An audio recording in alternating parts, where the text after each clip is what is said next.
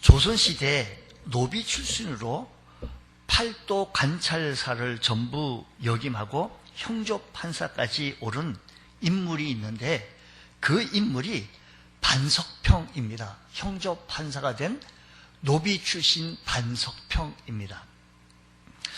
조선 중종 때의 문신인데 그가 학문을 쌓기 시작한 이유는 자신은 비록 미천한 노비일지라도 스스로 사람임을 잊지 않고 인간의 존엄을 유지하기 위해서였습니다.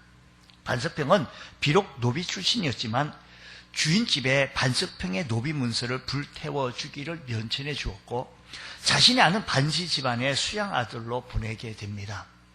일종의 신분 세탕을 통하여 과거 시험을 치를 자격을 얻은 반석평은 당당히 과거에 급제하여 출세를 거듭한 그래서 정이폼 형조판사까지 오르게 되어집니다. 아까 여러분 사진을 본 그 인물입니다. 성호 이익의 성호 사설에 의하면 반석평은 이런 일이 있었답니다. 옛 주인의 아들 이호성이 거지꼴로 거리를 지나가고 있는 것을 보고 깜짝 놀라 가마에서 내려서 아이고 도련님 웬일이십니까 하고 넙죽 절을 했다는 겁니다. 이 모습을 본 가마에서 내려서 뛰어내려와 절을 했는데 이것을 본 많은 사람들은 이상하다. 신분 세탁이 사실이 들킬 수 있는 위험한 행동이었는데 반석평은 오히려 왕에게 자신의 신분을 아뢰고 받은 벼슬 자리를 내놓기를 청했던 겁니다. 하지만 왕은 받은 은혜를 잊지 않은 반석평을 오히려 기특히 여기고 몰락한 이호성에게도 벼슬을 내려주고 복권을 허락해 주었다라는 이야기입니다.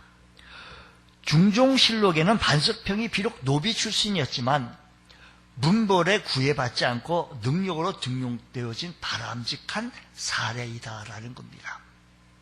사람답다는 것은 노비 신분이지만 열심히 노력하여 높은 벼슬에 오른 사실보다 은혜를 잊지 않고 보답할 줄 아는 그런 자세입니다. 우리가요 은혜를 많이 받았는데도 불구하고 은혜를 잊지 않는다는 것은 쉽지 않습니다. 반석평은 자신의 피나는 노력을 쌓아 올린 모든 것이 무너질 줄 모르는 그런 위험에도 불구하고 노비에서 풀어준 은혜를 잊지 아니하고 가마에서 뛰어내려 옛 주인에게 절을 할 줄 알았던 참으로 인간다운 모습이었다는 겁니다. 오늘 우리들요, 우리가 살아간 데서 우리가 부모님의 은혜를 참 많이 사랑 정말 극진히 많이 받았는데도 많이 성장한 다음에는 그것을 참 자주 잊어버리고 이렇게 반항하고 그렇습니다. 혹시 여러분들에게 한번 묻습니다. 여러분들이 아기 때 젖 먹었던 것을 기억을 하고 계십니까? 만약에 내가 어머니의 젖을 먹었던 것을 기억하고 있다라고 한다면 그분은 초등학교 다닐 때까지 젖을 먹은 사람입니다. 4살까지, 3살, 4살까지 먹었다고 한다면 그때의 사실들, 그 전에 있던 얘기들은 다 잊어버립니다. 모릅니다. 근데 4살까지 부모님의 극진한 보살핌과 사랑하며 지내고 있다는 것을 우리는 잊지 말아야 하겠습니다. 여러분, 사람이 사람다울 수 있는 것은 이와 같이 은혜를 아는 겁니다. 그렇다면 성도가 성도답게 되어지는 것이 과연 무엇일까? 그것은 하나님의 은혜를 알고 그 은혜에 감사할 줄 아는 것입니다. 우리는 지난 주일 맥주 감사 주일로 지냈습니다. 하나님의 은혜를 잊지 않냐고 절기 예물을 드려가며 하나님께서 지금까지 지키시고 보호하심에 대하여 감사하며 감사한 마음으로 하나님 앞에 힘을 다하여 드렸습니다. 우리가 이렇게 힘을 다하여 드리신 예물 위에 하나님께서 복을 주셔서 남은 하반기 사업의 위에도 하나님께서 은혜를 더하여 주실 줄로 믿습니다. 복의 개념을 구약에서는 살롬, 평강으로 이해하여 히브리 사람들은 평강을 가장 큰 복으로 이해했습니다. 그런데 신약에서는 이 복을 가리켜서 카리스, 은혜라고 말로 이해를 합니다. 은혜란 무자격한 자에게 베풀어 주이는 호의를 말합니다. 신약 성경에는요, 이렇게 말합니다. 아브라함과 다윗의 자손 예수 그리스도의 계보라고 말합니다. 이 말로 시작합니다. 신약성경 마태복음 1장 1절 그렇게 시작하잖아요. 다윗은 하나님의 큰 은총을 받은 사람입니다. 보세요. 아브라함과 다윗의 자손 예수 그리스도의 계보라라고 마태복음 1장 1절의 시작도 그렇게 나옵니다. 큰 은총, 은혜를 받은 사람, 그 계보에서 예수님이 태어나시는 축복을 받았는데 하나님께서 다윗을 왕으로 세우시면서 말씀하시기를 내가 이새의 아들 다윗을 만나니 내 마음에 합한 사람이야. 내 마음에 꼭 든다. 내 마음이 왜 이렇게 좋냐. 말씀하심으로 하나의 마음에 드는 사람으로 인정받는 놀라운 은총을 받았던 사람입니다. 그러면 다윗은 어떤 신앙의 인격이었기에 이토록 하나님의 크신 은총을 입고 복된 자로 살 수 있느냐라는 겁니다. 다윗은 하나님의 은혜를 아는 자였습니다. 은혜는 은혜 아는 자에게 은혜가 됩니다. 아무리 귀한 것을 손에 쥐고 있어도 그게 귀한지 뭔지 잘 몰라요. 은혜라는 것은 은혜로 아는 자에게 그게 은혜가 될 수 있습니다. 자, 우리 함께 읽었던 오늘 본문 말씀 1절부터 이제 한번 이제 서기 들어가 보겠습니다. 1절. 여호와께서 주위의 모든 원수들을 무찌르서, 그게 주위의 모든 원수들을 누가 무찌르는 거, 다윗이 무찌르는 것이 아니고 누가 무찌르었다고요? 그래요? 하나님께서, 야훼, 그 여호와께서 무찌르사 왕으로 궁에, 그러니까 하나님께서 원수들을 다 무찌르게 되어지자 왕이 걱정할 게 없고 궁에 평안히 살게 하신 그때의 얘기를 지금 하고 있는 겁니다. 다윗은 지금 이스라엘 주변의 모든 적들을 정복하고 그 자신은 궁중 안에서 편안히 삶을 살 수 있는 인생의 전생 시대를 살고 있습니다. 이스라엘은 당시 세계 최강의 나라를 이루었고 다윗의 주변에는 그를 돕는 많은 인물들이 몰려들어서 이제는 자신이 직접 전쟁터에 나가지 않고도 왕궁에서 편안히 살 수 있는 그런 때, 부강한 때, 힘 있는 때를 맞이했다라는 얘기입니다. 바로 그때라는 겁니다. 근데 다윗은 그때쯤 되면 누이 14세가 얘기한 것처럼 짐이 곧 국가요 라고 말하지 않고 그렇게 말할 수 있는 유혹 얼마나 많습니까? 백성들이 그를 주라고 높였습니다. 당신이 주 아니요. 근데 왕이 말하기를 내가 주가 아닙니다라고 말합니다. 이건 철저히 하나님의 은혜를 알았다라는 겁니다. 왕께서 내가 모든 원수를 다 멸하였더니 이게 아니고요.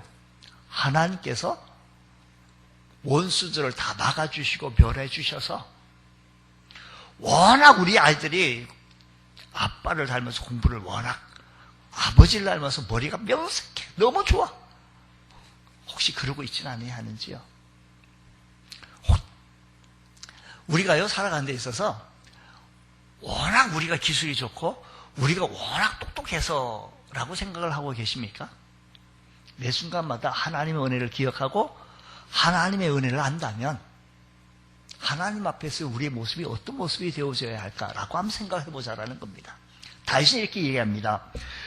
다윗은 처음부터 왕이 될 만한 신분이 아니었습니다. 양치는 목동의 집안에서 8형제 중 막내로 태어났고 여러 형들에게 구박받고 따돌림 받는 그런 상황과 그런 정황입니다. 다른 형들은 모두 집에 불려들어가서 사무엘 선지자와 함께 식탁에 앉아가지고 함께 식사를 나누는 바로 그때도 다윗은 저 들녘에서 양을 치고 있었습니다.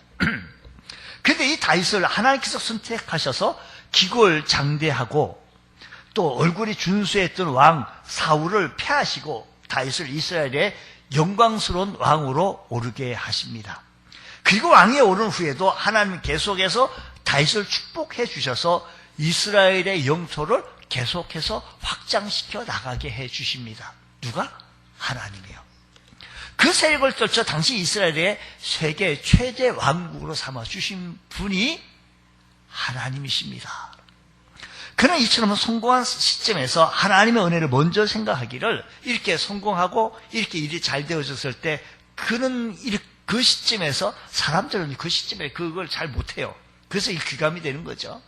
사무엘 하 5장 12절 말씀 보면, 물론 11절부터 봐야 되는데 12절만 보도록 하겠습니다. 12절 보면 다윗이 여호와께서 자기를 세우사 이스라엘 왕으로 삼으신 것과, 그러니까 자기가 워낙 똑똑해서 훌륭해서 힘이 세서 골리앗을 모르면 이렇게 된 것을 아는데, 그것이 아니라 다윗이 고백이 말하기를 자기를 세워서 이스라엘 왕으로 삼으신 것과 하나님께서 그의 백성 이스라엘을 위하여 그 나라를 높이신 것을 누가 알았다? 누가 알았다고요? 다윗이 알았다라는 겁니다. 사람들은 잘 몰라요. 우리의 노력으로 지혜하려고, 내 공로를 지혜하려고 하는 경우가 많습니다. 다윗은 하나님께서 자기를 높여 이스라엘 왕으로 삼으셨을 뿐만 아니라 이 나라를 이렇게 위대한 나라로 삼아 주신 것을 알았다라는 겁니다. 이렇게 은혜가 은혜될 수 있으려면 무엇보다도 알았다라고 하는 깨달음이 있어야 합니다. 우리 모두 하나님의 은혜로 우리 2020년 1월 달부터 지금 여기까지 전반기 6개월 동안 잘 지내오게 됨을 감사하십시다. 아무리 엄청난 은혜가 주어져도 그 은혜를 깨닫지 못하면 아무런 소용이 없습니다. 그런데 그 은혜를 은혜로 깨닫게 하는 것은 바로 겸손입니다. 하나님 앞에 겸손한 모습을 취할 때 하나님께서는 은혜를 더하여 주신다고 말씀하셨습니다. 하나님께서 교만한 자를 대적하신다고 하셨습니다. 교만한 자에게 하나님의 진리를 가르치기란 당나귀한테 음악을 가르치는 것보다 더 어렵다고 말했습니다. 탈무드에 보면 그렇습니다. 교만한 자는 몇십 년 교회 다녀도 은혜를 못 받고 그 많은 날들을 은혜가 주어져도 그 은혜를 깨닫지 못해요. 여러분, 우리가 하나님의 은혜를 깨달아 하나님의 은혜에 늘 기억하며 감사하며 그 하나님을 찬양하고 영광 돌릴 줄 아는 권속들 되어지시기를 주의 이름으로 축원합니다. 하나님의 은혜를 깨닫는 다윗은 이 은혜를 보답하기 위해서 그 다음에 하는 것이 1절, 그 다음 절 몇 절? 2절 한번 보겠습니다. 2절 말씀 보게 되니까 왕이 너무 좋은 거예요. 이게 하나님께서 나를 내가 왕 될 사람이 아닌데 저 들녘에서 양치는 신분이었는데 저 기골장대한 멋진 사울을 패하시고 나를 세워주셨으니, 그러니 감사해서 그가 취한 행동이 2절에 왕이 선지자 나단에게 이르되 말씀합니다. 볼지어다 나는 백향목궁에 살거늘 하나님에게는 어디요? 휘장로. 너무 죄송한 거예요. 나는 백향목 왕궁에 살고 있는데 하나님 전에 아직 천박이 되어 있는 것이 너무 황송하고 죄송스러워서 그가 생각한 것은 하나님이 전을 지어 봉헌하고자 한 겁니다. 다윗이 하나님 앞에서 은혜를 받아 야곱의 집을 위하여 하나님의 처소를 준비하게 하여 달라고 하더니라고 하는 얘기가 사도행전에도 있는데 하나님의 은혜를 받아 그렇게 했다는 것입니다. 다윗은 하나님의 은혜를 깨닫자 어떻게든 간에 이 은혜를 보답하고자 하는 거예요. 은혜를 깨닫자 어떻게든 하나님의 은혜를 좀 보답하고 싶은 마음이에요. 다윗은 내가 이제 이렇게 영화를 누리고 있는 것이 오직 하나님의 은혜의 덕분인데 지금 하나님이 저는 휘장 가운데 있고 나 혼자 이렇게 호의호식하는 이 모습이 바른 일인가 하고 자책합니다. 다윗은 하나님의 귀한 은혜를 깨닫고 보니 무언가 하나님께서 기뻐하시는 일을 하고 싶은 열망이 생겨서 무엇을 하고 싶은가 하는 거니 하나님 앞에 하나님의 전을 지어드리고자 하는 생각으로 그 일을 위해 최선을 다합니다. 준비를 다 해놨죠. 물론 솔로몬 나중에 졌다라고 하지만 다윗이 지은 거랑 마찬가지죠. 모든 걸 다 준비해놨으니까. 다윗이 멋진 겁니다. 미국 대통령 링컨 대통령으로 있을 때 한 노파가 빚에 찾아와서 대통령을 한번 면담해 달라는 겁니다. 그때는 지금이나 우리가 대통령 그렇게 쉽게 면담이 됩니까? 안 된다고. 당시도 그 당시에는 대통령 면담하기 너무나 적수가 많아서 위험해서 누구든 못 만날 수가 없다고. 근데 마침 이런 실랑이를 벌이고 있을 바로 그때 링컨 대통령이 그 비서실에 잠시 방문하게 되어진 겁니다. 그때 보니까 노파가 할머니가 링컨 대통령과 반색을 하면서 얘기하려고 합니다. 이게 많은 사람, 보좌관들이 말립니다. 안 됩니다. 빨리 여기서 제재를 합니다. 근데 대통령이 아니라고, 무슨 얘기냐고 이리 오셔서 잠깐 날 만나게 했으니까 잠깐 만난다고 만나십니다. 그러면서 대통령이 얘기하기를 무엇을 도와드릴까요? 그러니 그 노인께서 하신 얘기가 아무것도 저를 도와주실 것이 없습니다. 제가 부족하지만 대통령께 드릴 것이 있어서 왔습니다. 국정에 늘 분주하신데 조금이나마 수고에 보답하려고 백성들의 감사한 마음을 담아드리고 각하가 좋아하시는 쿠키를 만들어 가지고 왔습니다. 우리는 각하를 사랑하고 늘 감사한 마음을 가지고 있다는 것을 알려드리기 위해서 왔습니다. 링컨은 이 짧은 순간 모든 스트레스가 다 날아가고 행복한 마음을 가졌다라고 회상합니다. 우리도 하나님께 늘 달라고만 조르지 어느 때 아무 조건 없이 받은 은혜에 대해서 온전히 하나님께 감사드린다면 하나님은 얼마나 기뻐하시느냐라는 것입니다. 우리가 하나님 앞에 무엇을 달라고 하기 전에 무엇을 하나님 앞에 감사하며 드려볼 수 있는 것, 귀한 일일 것입니다. 우리가 은혜를 모르고 살 때 모든 것이 마땅치 않고 세상이 삭막하기만 하지만 내가 받은 그 많은 사랑을 깨닫고 보면 아직도 세상은 아름다운 곳이고 아직도 세상은 살만한 곳임을 깨닫게 되어집니다. 우리는 지금까지 많은 이들에게 사랑을 받고 도움을 많이 받고 있습니다. 지금도 어느 곳에서 발전기를 돌려서 우리에게 지금 여기까지 전기를 많이 공급해 주어서 누군가의 수고를 통해서 우리가 지금 시원한 에어컨과 같이 누군가 농사를 지어가지고 쌀을 생산하게 만들기 위해서 아침밥을 잘 짓게 만들고 누군가 어떤 수고를 통해서 우리가 그걸 같이 누릴 수 있는 것 얼마나 감사합니까? 또 이 시간에도 우리 국군 장병들 수고가 있었기에 우리는 적의 침략에 대해서 걱정하지 않냐고 편안하게 살아나갈 수 있는 것. 근데 우리 국군 장병 얘기하다 보니까 언제 제대를 한 거요? 어떻게 된 거요? 제대를 한 거요? 휴가가 아니고? 제대를 하고 있으면 내가 기다리고 있던 사람이었는데 얘기를 해줘야지. 신고를 사령관한테 신고만 할 줄 알지 목사한테 신고를 못하는.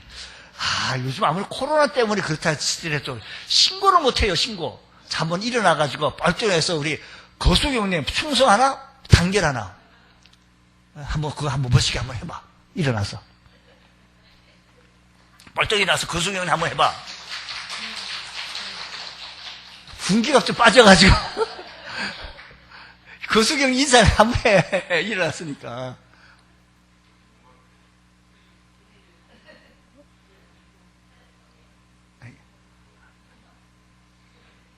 알았어요. 뭐 인사를 하라니까. 예, 건강하게 잘 이렇게 제대로 해서 감사합니다. 이렇게 받은 은혜가 많고 큰데 이것을 우리가 깨닫고 하나님께 감사, 영광 돌리자라는 말씀입니다. 또 한 가지는 다윗은 하나님의 뜻을 확인하고 그 뜻에 순종해요. 다윗은 하나님의 은혜를 깨닫고 그 은혜에 보답하기 위해 하나님의 전을 지어드리고자 하는 겁니다. 이 일이 막두고 하고 싶은 거예요. 그래가지고요 나단 선지자님께 말씀을 드립니다. 제가 이렇게 하고 싶습니다. 이렇습니다. 이렇게 내가 지금 이러고 하고 싶습니다. 했더니 나단 선지자도 너무 좋으신 거예요.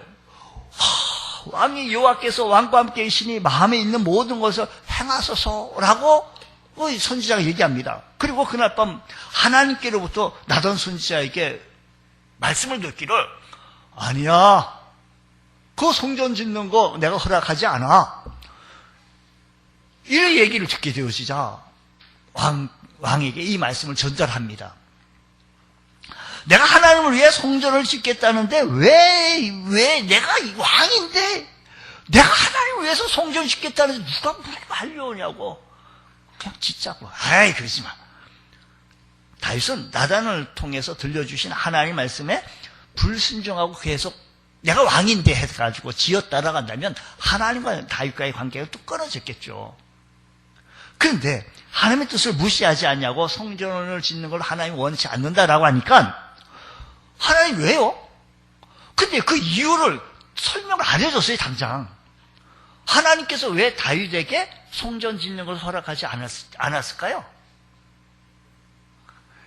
그 이유를 나중에서 나중에서 역대상 28장의 3절 말씀으로 설명하기를 뭐라고 얘기하는 거 아니? 너는 전쟁을 많이 한 사람이라 피를 많이 흘렸으니 내 이름을 위하여 성전을 건축 못하리라. 그때 얘기했으면 내가 이해가 됐지. 나중에 얘기하니까 얼마나 내 마음이 상하지 않았겠어요? 하나님께 기도 열심히 했는데 그때는 그런 기도 응답이 안 돼주고 나중에서 알게 해주시니 그때 내가 마음 다 상하고 마음 아픈 다음에 힘들게 한 다음에 하나님 날 약올리시는 거예요. 다윗은 그런 마음 안 가지겠을까요? 그렇지만 다윗은 그 이유는 알 수 없었어요. 그 당시는 알 수 없었지만 자신이 원하는 것은 하나님께서 허락지 않으신다는 것을 통하여서 하나님 앞에 감사하며 계획을 중단합니다. 이런 다윗을 하나님 마음에 들어서 뭐라고 얘기하는 거 아니에요? 어허, 내 뜻을 다 이룬 사람이네? 라고 칭찬하고 인정한 겁니다. 다윗이 이처럼 하나님의 뜻을 확인하고 순종하는 삶을 살 수 있었던 것은 그는 언제나 이렇게 하나님의 뜻에 하나님 뜻이 그래요? 이렇게 순종할 수 있던 것은 그는요 매일의 삶 속에서 언제든지 나단 선지자가 곁에 있었고 갓 선지자가 다윗의 행적 속에 보면 그런 선지자 나와서 대화를 나눴어요. 교제가 나눠진 거예요. 교통이 이루어진 거예요. 다시 말하면 이런 나단 선지자, 갓 선지자 이런 영적 지도자들 같은 그런 분들과 깊은 교분을 맺고 그들의 지도를 받았다는 겁니다. 이 점이 다윗과 솔로몬, 그의 아들 솔로몬과의 차이점이에요. 솔로몬의 행적에 보십시오. 무슨 나단 선지자 나왔다, 갓 선지자 나왔다, 또 다른 무슨 어떤 선지자 나와가지고 솔로몬 왕에게 조언을 하거나 이렇게 지시를 하거나 안내를 하거나 그런 얘기가 전혀 없어요. 솔로몬 하면 어떤 왕이죠? 지혜왕. 자기의 똑똑함을 믿고 자기의 똑똑함을 가지고 자기의 명석한 두뇌를 가지고 자기의 똑똑함을 가지고 자기의 훌륭한 스펙을 가지고 그래 살았은 거예요. 얼마나 똑똑합니까? 그 똑똑한 지혜를 배우기 위해서 만방에서 열방에서 많이 몰려가지고 좀 가르쳐주세요 라고 하는 그때 또 그냥 오나요? 금은 보화를 가지고 와가지고 배우겠다 그러니 얼마나 참. 그런데 그 행적에 보면 이런 선지자들의 영적 무슨 얘기가 교통 이런 게 없어요.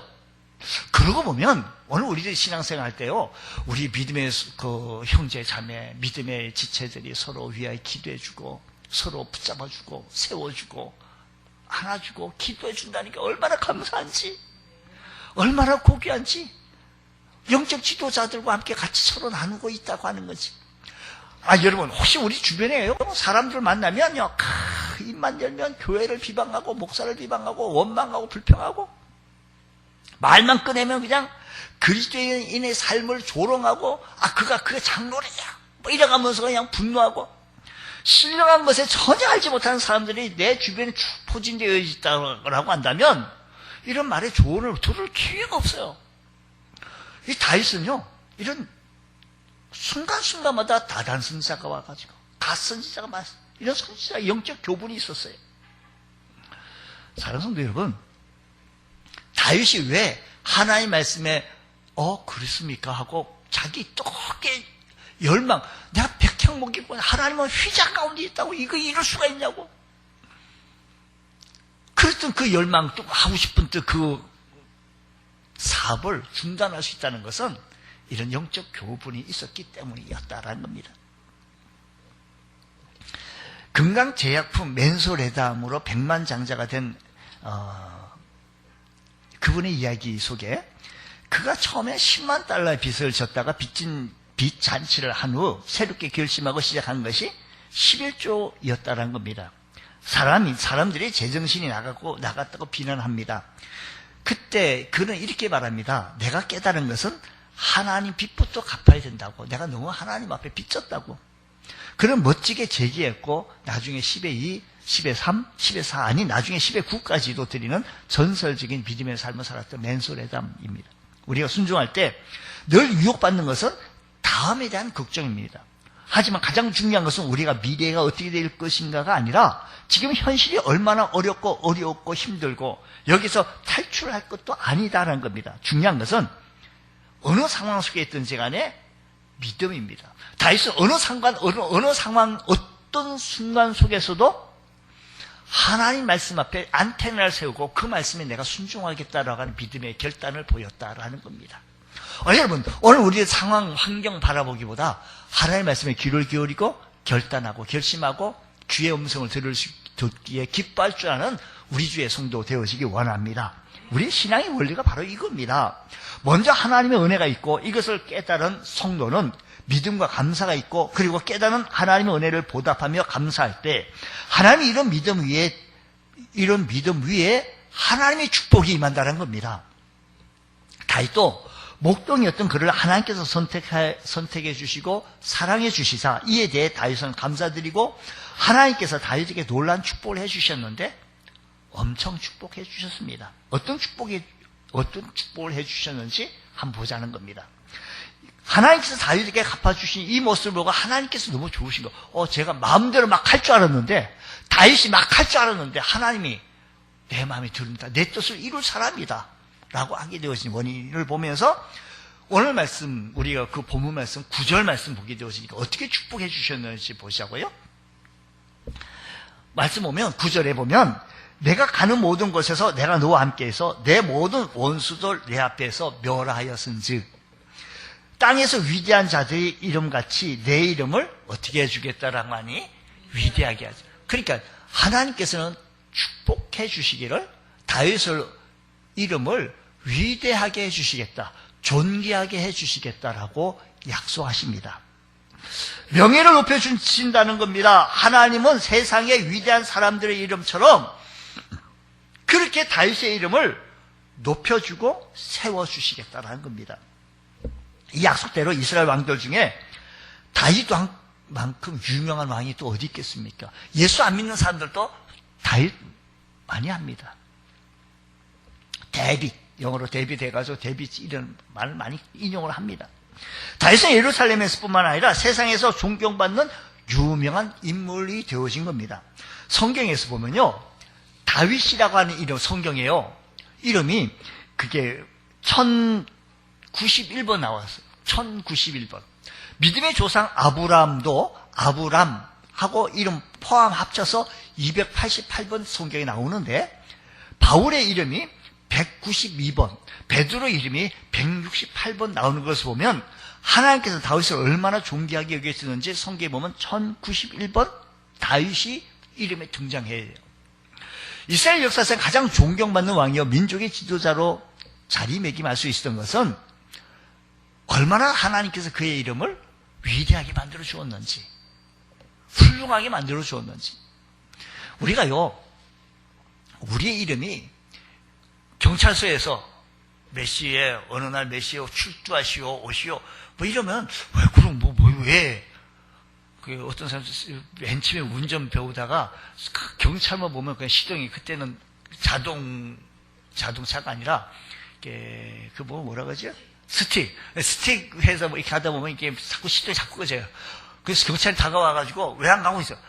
운전자가 하는 얘기가, 나는 경찰 아저씨만 보면 자꾸 시동이 꺼지네, 뭐 이렇게 얘기했다는 얘기예요. 여러분, 사람을 갖다가 하는데 검찰에서 경찰에서 오라고 그러면은 이게 시동도 꺼지고 기운도 빠지지만, 교회에서 이름을 불려지고 우리의 이름이 주보에도 자꾸 올려지고 내 이름이 자꾸 그냥 기도 순서로 넘어지고 예배 순서도 넘어지고 헌금자 순서에도 자꾸 들어가지고 하나님의 이름이 자꾸 들먹게 되는, 나는 별거 아닌데 왜 자꾸 나를 들먹이지? 하나님 내 이름을 위대하게 하시는, 존귀하게 하시는 이런 은혜.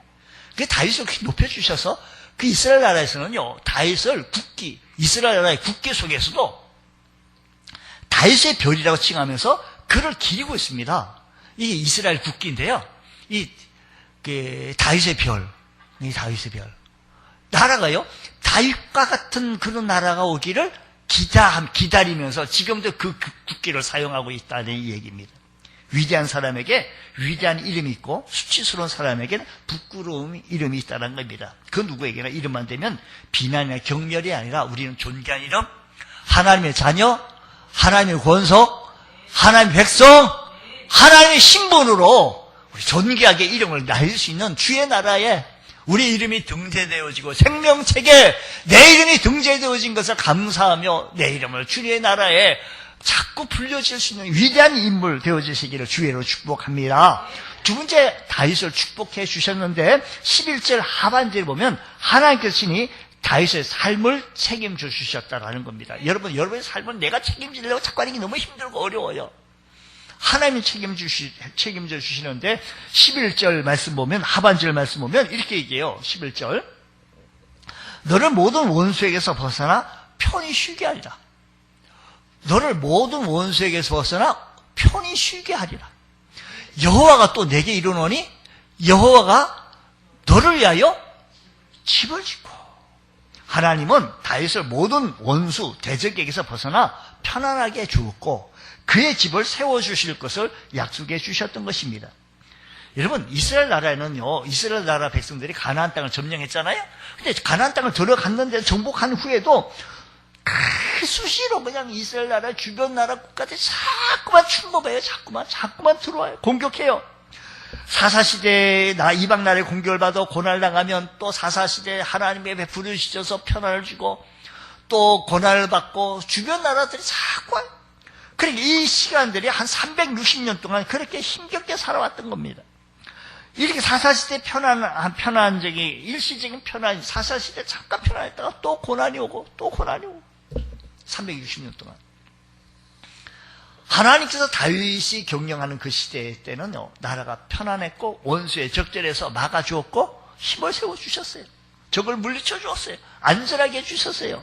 그리고 하나님의 그 집을 세워주셨다는 것입니다. 오늘 우리들 신앙은 바로 이겁니다. 내가 하나님의 일을 하면 하나님은 나와 관계 있는 모든 일을 대신하여 주신다는 겁니다. 하나님 책임져 주시옵소서. 하나님이 다윗의 삶을 책임져 주시겠다는 겁니다. 11절 말씀. 이어서 하나님께서는 다윗을 축복해 주시는데 12절 말씀 보면 자손을 축복해 주시겠다는 겁니다. 자, 보십시오. 하나님께서 축복해 주시는데 하나님께서는 다윗의 이름을 존귀하게, 하나님은 다윗의 이름을 위대하게 만들어 주었고 삶을 책임져 주고 원수를 막아주고 어려운 일을 막아주고 힘든 일을 막아주고 다 막아주는 거예요. 힘든 일, 내가 어렵다고 했는데 다 하나님이 다 해결해 주시고 뿐만 아니라 이제 난 됐네라고 했는데 나의 자손까지, 자녀까지 축복해 주시겠다라고 하는데 12절에 내 수완이 차서 내 조상들과 함께 누울 때에 내가 내 몸에서 내 씨를 내 뒤에 세워 그의 나라를 견고하게 하리라고 했습니다. 여러분 보세요. 다윗과 바세바의 사이에서 난 역사상 가장 지혜로운 솔로몬 아들이 태어납니다. 물론 앞에 좀 우여곡절 힘든 일이 좀 없지 않아 있었습니다. 다시 끝으로 건축하여 봉헌하고자 했던 성전을 바로 이 아들이 아버지의 소원을 이루어드렸고 이스라엘 나라를 부강한 나라. 이 솔로몬 때는요, 금이 너무 많이 해가지고요, 성전의 벽 기둥까지 다 금으로 다 폈습니다. 부강한 나라였어요. 대국이었어요. 경제예요. 부모의 소원을 이루는 자식을 둔다는 것은 얼마나 큰 축복입니까? 여러분, 어버이 되시는 여러분들, 자녀가 부모의 원하는 것 다 소원을 이루어주게 만든다고 한다면 나는 조금 힘들고 변변치 못하게 살아왔는데 자식만큼은 좀 훌륭하게 똑똑하게 정치, 경제, 문화, 군사 다방면에서 훌륭한 인물로 좀 세워나가고 싶은 마음이 우리 어버이들 마음 아니겠습니까? 근데 자식이 그렇게 축복을 받는다는 거 하면 이보다 더 귀한 축복이 또한 어디 있겠습니까? 주님 사랑합니다. 주님 사랑합니다. 다윗은 이런 모습에 큰 은혜 받은 모습으로 나갔습니다. 국민일보 2014년도에 나오는 그 칼럼의 이야기인데 동아대 의대 김덕규 교수가 쓴 국민일보의 칼럼 속에 나온 얘기입니다. 이런 얘기입니다. 이분이네요. 제목은 환자 의사를 깨우치다라는 제목을 썼는데 칠순 정도 되시는 할머니가 외래 진찰실에 들어오자마자 갑자기 큰절을 하는 거예요. 말 새도 없이 그냥 들어오자마자 큰절을 하시길래 자기도 따라서 그냥 젊은 애가 그 어르신의 절을 받을 수가 없어서 그냥 맞절을 했다라는 겁니다. 그리고 내용을 듣게 되어졌는데 자신에게 신장에 종양이 생겨가지고 김 교수에게 찾아왔는데 내분비과 내과였으니까 저분이요. 그 내분이 찾아오게 되어졌는데 수술이 필요하다 그래가지고 신장 종양을 잘 다룰 비뇨기과 교수를 소개해 줬다는 겁니다. 그래서 협진을 의뢰해서 수술을 받게 되어졌는데 그래서 수술을 다 마치고 나가지고 회복해서 좋은 의사 선생님을 소개해 주어서 이런 수술 잘 받게 해주신 것에 너무 감사하다고 절을 한 거예요. 그걸 알고 보니까. 의사라면 누구나 다 하는 일인데도 이 할머니 김순남 할머니는 자신보다 한참 나이 적은 교수에게 큰 절을 한 것에 충격을 받고 자신은 과연 하나님께 이런 진정 어린 감사를 표현한 적이 있었는가라고 반성해 보자는 겁니다. 반성해 봤다는 겁니다. 계속해서 그의 글을 제가 그대로 한번 읽어보도록 하겠습니다. 구밀본을 읽어. 나는 그녀가 받은 신장의 수술과 비교될 수 없을 정도로 큰 생명 이식 수술을 받았다. 예수 그때의 그 영원한 생명을 그것도 순전한 값없이 오직 은혜로 받았는데 나는 과연 그녀가 했던 것처럼 자신이 드릴 수 있는 최선의 감사를 하나님께 올려드렸는가? 더 이상 생각할 것도 없었다. 나 지체 없이 의자에 내려와 연구실의 바닥에 엎드렸다. 하나님 정말 죄송합니다. 늦었지만 2절 받으십시오. 제게 영원한 생명을 주셔서 정말 감사합니다. 고맙습니다. 하고 그거는 글을 맺습니다.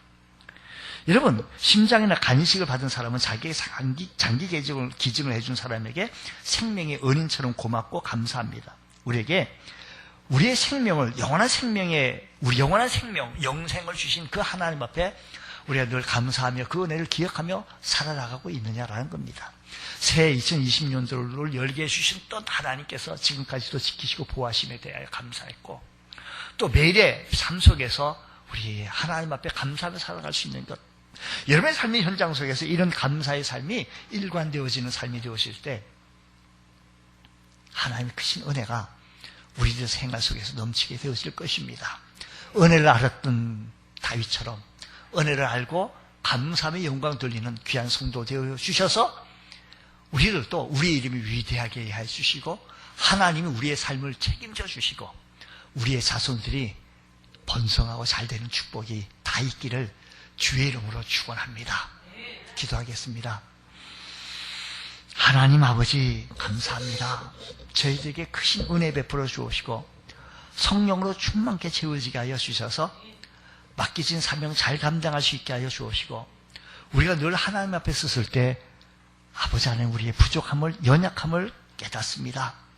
우리의 부족함을 채워주시고 우리의 연약함을 채워주셔서 더 강하게 하여 주시고 우리의 미련함을 주님 용서하여 주셔서 지혜롭게 하시고 복되게 하여 주시었기를 원합니다. 하나님의 은혜를 알게 하시고 그 은혜를 기억하며 매일의 삶 속에서 감사하는 삶 되어지게 하여 주옵소서. 하나님 감사합니다. 주님 뜨겁게 사랑할 수 있는 저희들 특히 하여 주옵소서. 간증 같은 삶이 내 삶 속에서 날마다 일어나게 하옵소서. 예수님 이름으로 기도드리옵나이다. 아멘.